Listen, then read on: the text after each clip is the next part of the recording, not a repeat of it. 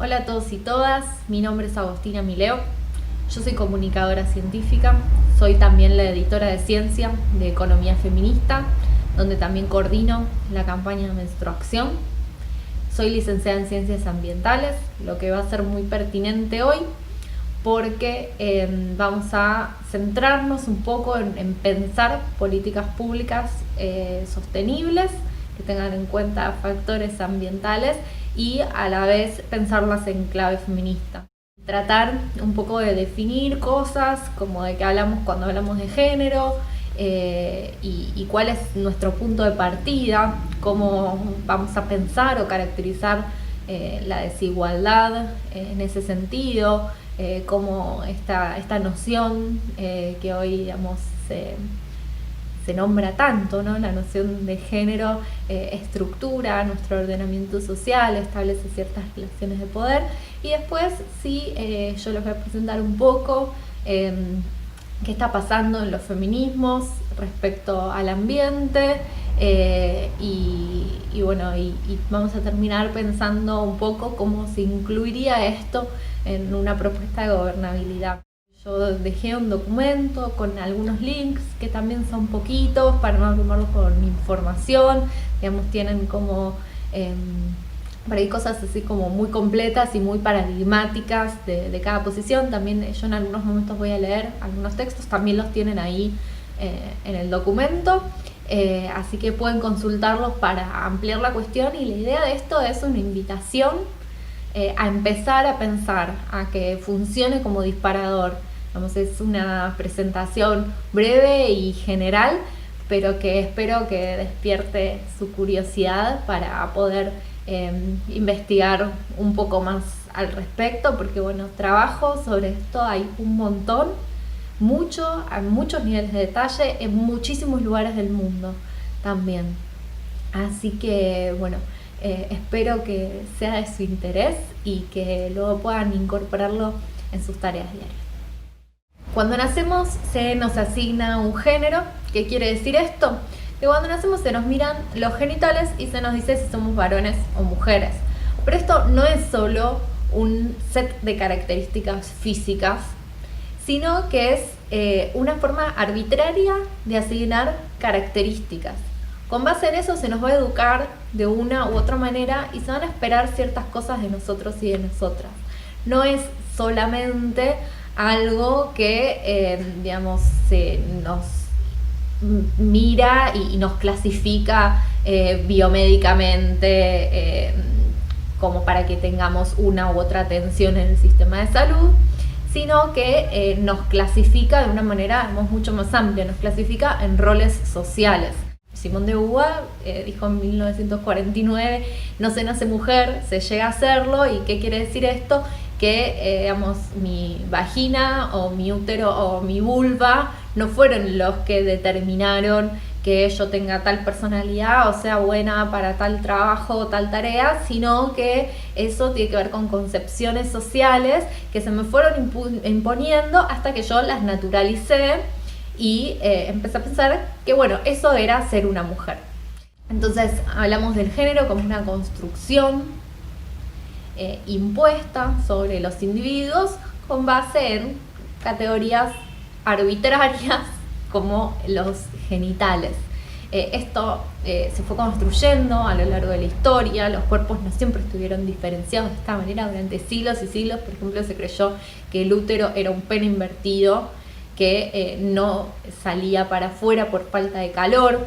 Entonces los varones y las mujeres no éramos, digamos, cuerpos diferenciados, sino almas diferenciadas, teníamos como distintas esencias, distintos espíritus.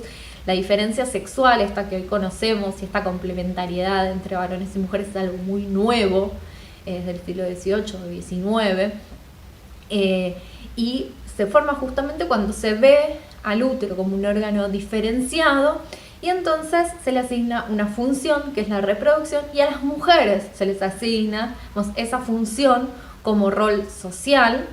Esto se da también a la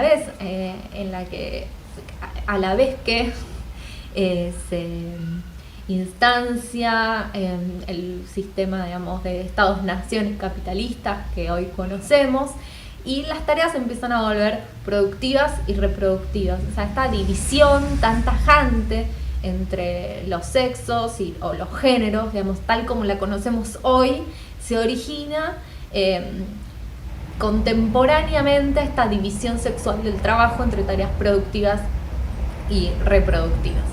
Tanto sexo como género son categorías en disputa que están siendo redefinidas por muchísimas disciplinas.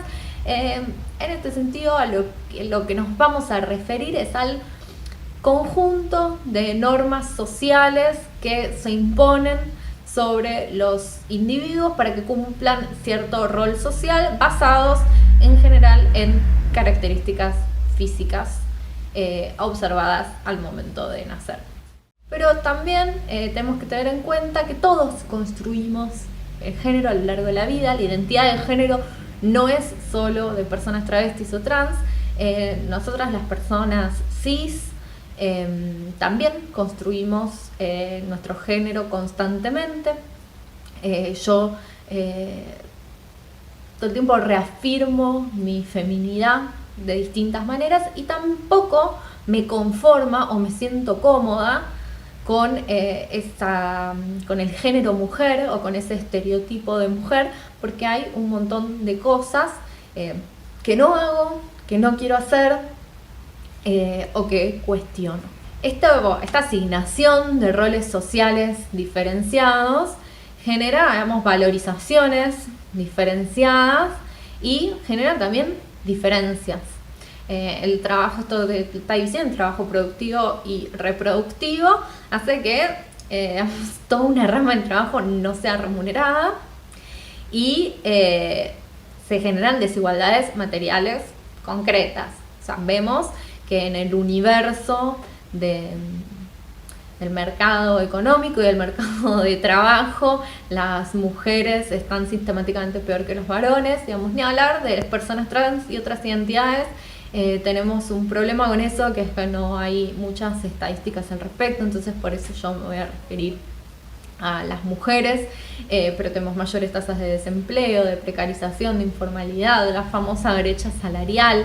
Digamos que no es que esta diferencia y esta inferioridad de las mujeres respecto a los varones es inmaterial y abstracta y solo se basa en que los estereotipos, los varones son racionales y las mujeres emocionales, y bueno, entonces somos diferentes, sino que toda esa racionalidad, la objetividad, la fuerza, son todas las características que se creen necesarias para hacer los trabajos que se consideran más importantes.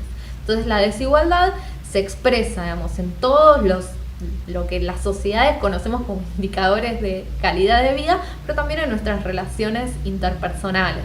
Digamos, esa creencia de inferioridad se sostiene en nuestras personalidades y nuestras maneras de relacionarnos. Entonces, ese poder, digamos, que los varones tienen sobre las mujeres, en el sentido de que es mucho más probable que sean nuestros jefes, en el sentido de que en nuestros hogares son los que, digamos, lo mantienen económicamente y entonces toman más decisiones, o si nosotras no queremos hacer lo que dicen, quedamos completamente vulnerabilizadas y desprotegidas.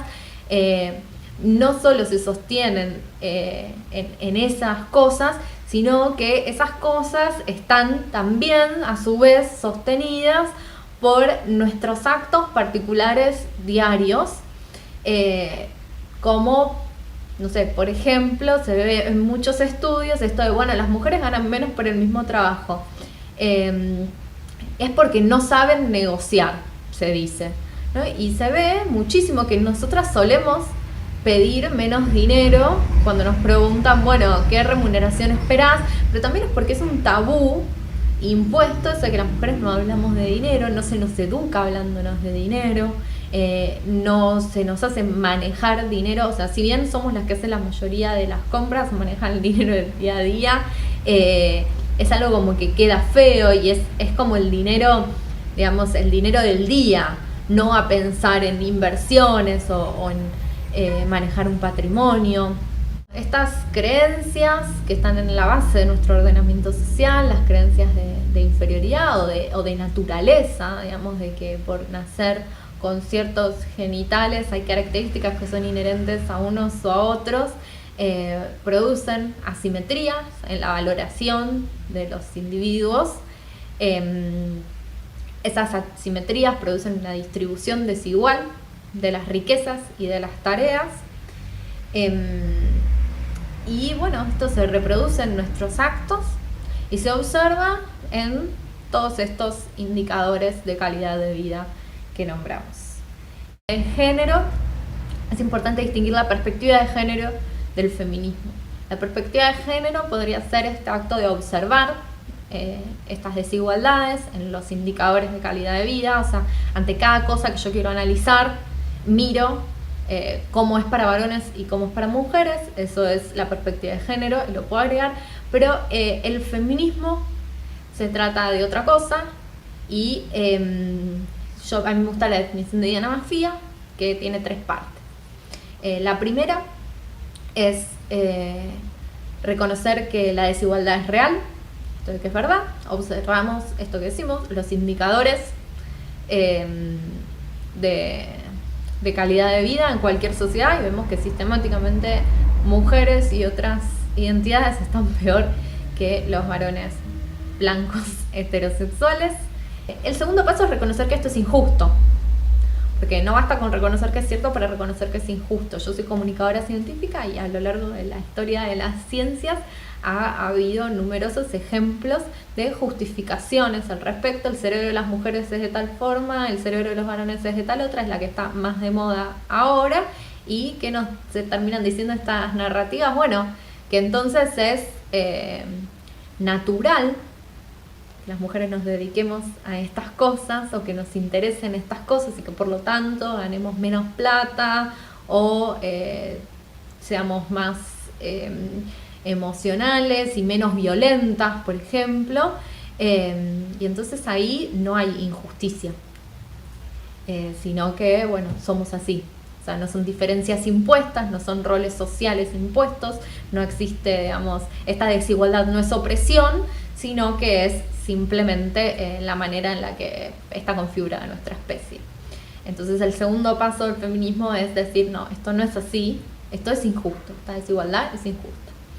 Y la tercera parte es hacer lo que esté en nuestras manos para revertirlo. La perspectiva feminista busca cambiar los cimientos de nuestro ordenamiento social para que las tareas que consideramos necesarias para el funcionamiento de la sociedad no queden divididas en unas personas y en otras, en las que unas se lleven todo el rédito, digamos, y otras queden condenadas a no poder decidir por sí mismas y a ser tuteladas por las que se llevan el rédito,